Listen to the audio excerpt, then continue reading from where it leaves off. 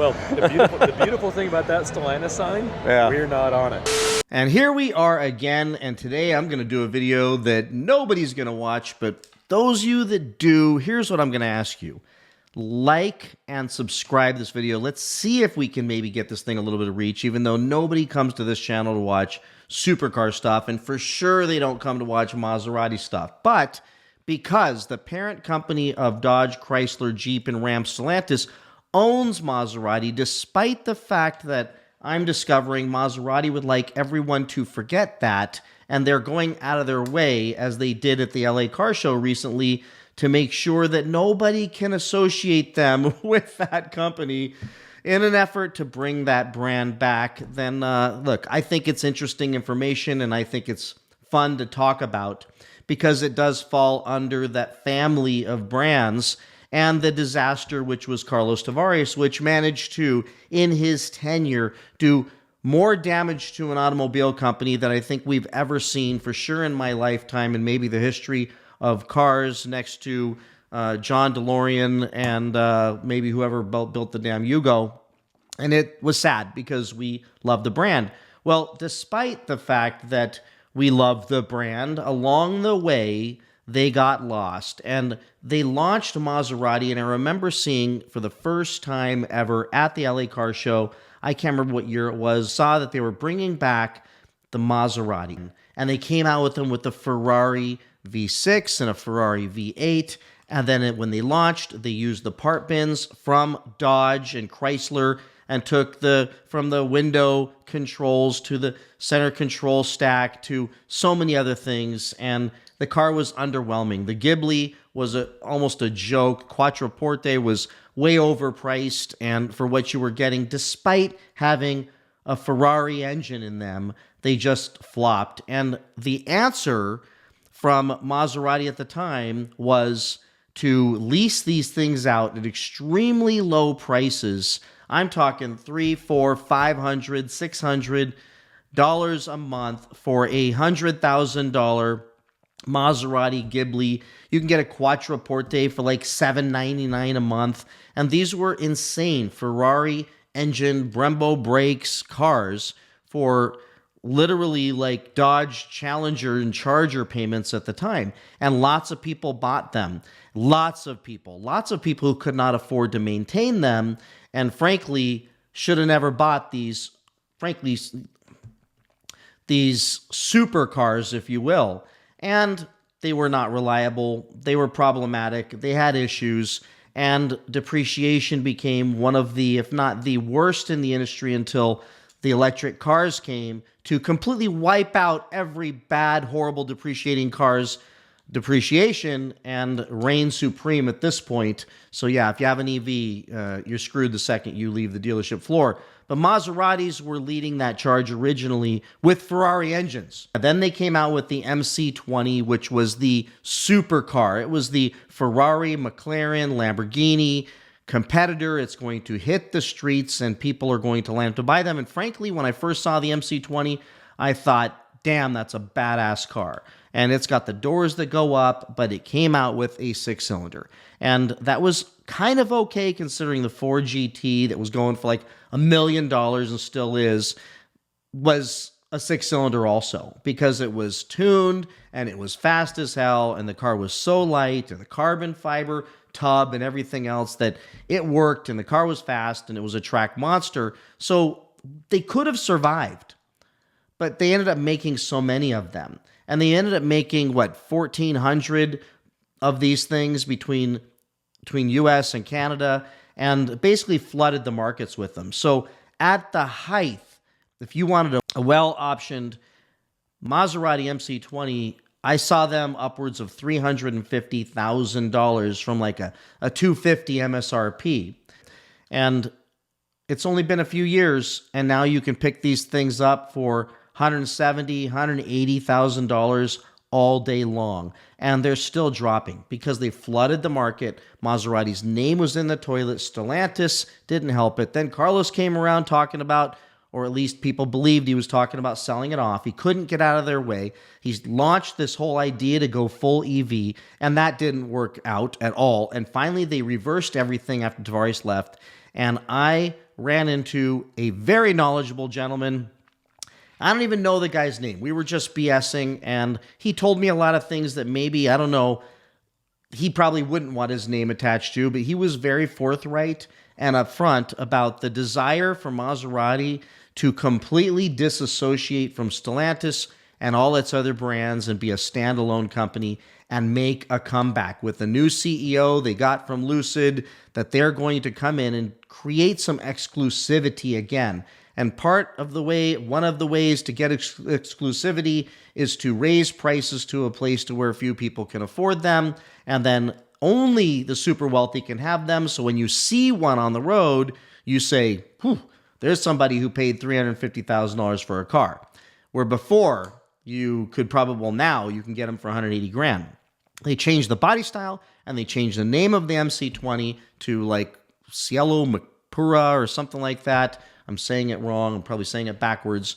And they're relaunching with only 120, or what is it, 130 total units, 10 for Canada and 120 for the US, compared to selling 1,500 of these things, which means they were selling 500, 600, 700 a year. Now they're going to very exclusive. If you want one, you're going to pay for it. You're going to probably pay for it with options. You're going to option the thing out, and you're going to be well over $300,000.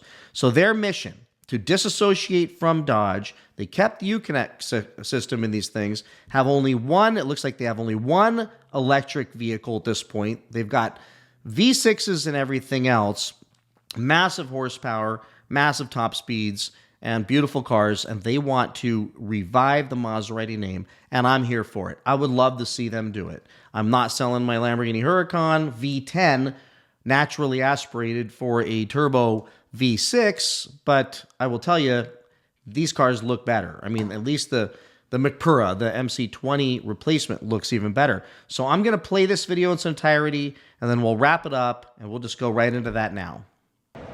So did they discontinue the MC20 name? Is that? Yeah. This is the evolution of the car. So awesome. All new front ends, new back end, different exhaust, minor revisions to the interior, a little bit different on the sides. But mechanically, it's the exact same car, same carbon fiber tub, and all that. And the other big change is we're only going to build 130 a year. That's probably smart. It is. It's what we're trying to do. Then you avoid all the drama from the news people saying nobody's buying them. Yeah. Now everybody's going to want one because they can only get 130. And it also is going to help with residuals. I was about to say, because you can steal the MC20s right now. I have a Huracan, and every time I see one, it's like, yeah, you can steal them. Yeah. So because they made so many of them. Yeah, they made too many. And you know, so basically what's happened at Maserati is we have a new CEO. He was with Maserati back in the aughts and the teens, and I actually worked with him. And he saw what was going on. He bailed, went to Lucid, ran Lucid for 3 years. Then Maserati asked him back. Okay. And he came back and he said, the only way I'm coming back if I get to do it my way. Yeah. And so when he walked in the door, within a month, he discontinued the Ghibli, discontinued the Quattroporte, Koza's factory sound, discontinued the Levante, and everything else production was cut. So we're looking at only 5,000 units a year instead of 35,000. Yeah. And what he wants to do is get Maserati back to what we used to be, which is a bespoke manufacturer of proper motor cars. Yep. And that also opens up the door for us to start doing customizations. So this is a one-off color for a customer. That's a one-off color. I like that yellow. We can do special interiors. We can do that kind of stuff. And that's a full BEV. That's 100% electric. 100%. Yeah, 800 volt architecture. 800. Well, yes, that's huge. Yeah. Why didn't they bring the 800 to the freaking Dodge Charger? They would have. No, we're not. Okay. I know you're not the same. Well, the beautiful thing about that Stellantis sign, we're not on it. You're not on. They didn't put you on it? No, we're not. So they're trying to keep it a secret. We are now. No, we're not trying to keep it a secret. We are still associated with Stellantis. Oh yeah. But we are the only standalone company under Stellantis. Yeah. So we have our own. Okay. We have our own board of directors. We have our own balance sheet. We do what we want to do. So not parts bin sharing on the like they used to with the Ghibli's. Remember the Ghibli's had the dart It was a Dodge screen. Yeah. Now, to be honest, our relationship with Stellantis is heavy on technology. Yeah. So there's no reason for Maserati to be developing our own infotainment system. So Right. it's still Uconnect. Okay. Okay. Yeah. It's got a prettier screen. Yeah. But now it's high definition. It's our own screens. It's not a screen Yeah. literally ripped from a charger. And the new Uconnect's nicer too. Yeah, it is. It works well. I mean, Yeah. it's a great infotainment system. There's no reason to have Maserati redesign it. Yeah. So we have a technology share, and for large projects, we can ask for a loan. Yeah. But we are our own company now, so yeah, we are specifically not on that side, and you won't see Maserati on any of that. I mean, that's smart, right? Mm-hmm. Yeah. I mean, Tavares was running a thing in the ground, and then he made people think he was going to sell it off. I mean, it's just Maserati's been through hell and back. We are 100% absolutely positively not for sale. No, but no more V8s. The Ferrari V8s are gone. Yeah, well, the divorce is final. Yeah. You know, Italian divorces take a while. Yeah. So Ferrari no longer assembles any of our motors. Wow. So the Nettuno V6 that we have in the full range, everything's Nettuno. Everything is the same lock, same heads. We just have 3 different tunes. So in the Grecale, it's 523 horsepower, and it's tuned for low-end grunt, like an SUV should. In the MC Pura, it is 621 horsepower, and it's obviously tuned for explosive power massive, off the line. yeah. I mean, yeah, it goes. And in the Gran Turismo and Gran Cabrio, it is tuned at 540 horsepower for sustained high-speed enjoyment. So, And what's the sticker going to be on those things? the starts are in the 280s. Okay. This one, as you see it here, is 320.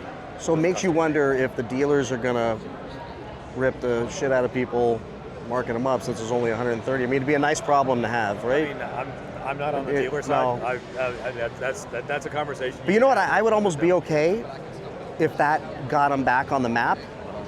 You know what I mean? Like, I hate markups, but if that brought them back, that'd be great. Oh, well, thanks for the info, man. That's awesome. I'm glad to. I mean, that's what we're here for. Yeah. You know, we're representing Maserati in general. We're not I'm not a salesperson. And we're trying to get people comfortable with the brand again. Yeah. Especially the people who had a Ghibli and got hurt and splashed when they tried to trade in. Lease it for $399 a month and then pay $4,000 for brakes. Yeah, and that's the thing. And people weren't. It was still a Maserati. Yeah. It still had 6-pop Brembo calipers, all that kind of good stuff. But when you're trying to sell a premium brand on a payment, that's just a no-win scenario. So those days are over. Yeah. And we're doing our own thing again. Yeah. Like I tell everybody with the Grecale, which is our Macan competitor. Yeah. 523 horsepower, 177 miles an hour. It does all the stuff. But the number that we'll bring in this year is how many Macans will get sold in a month. And that's, it's designed not to be, you're not going to see yourself in traffic. Yeah, no, it's fast as hell. I mean, what they've done with the 6 cylinders is just insane. So I was telling you, I have a Huracan, the V10, and that'll mop the floor with it. So, technology, man. Oh, yeah. It's pretty crazy. It's definitely moving forward. I still love my V10, but, you know. I mean, the sound is a sound. Yeah. We get that. So. Well, thanks, man. Appreciate it. All right, take care. All right, so let me know what you think about all that in the comment section below. And Maserati's trying to make a comeback. I'm rooting for them. I hope they do. It sounds like they've got a much better strategy, and their prices, while extremely high, they're in that supercar territory, which makes all the sense in the world. And with exclusivity can come some demand, and they can probably easily meet 120 car demand all day long. So maybe there's a chance Maserati makes a comeback and they didn't go all EV. They just got one EV. So those people who want to drive a BEV Maserati, they can still get that thing and pay a boatload of money for it and take on the 50% depreciation in the first year. Expect Maserati. You should learn from the last episode.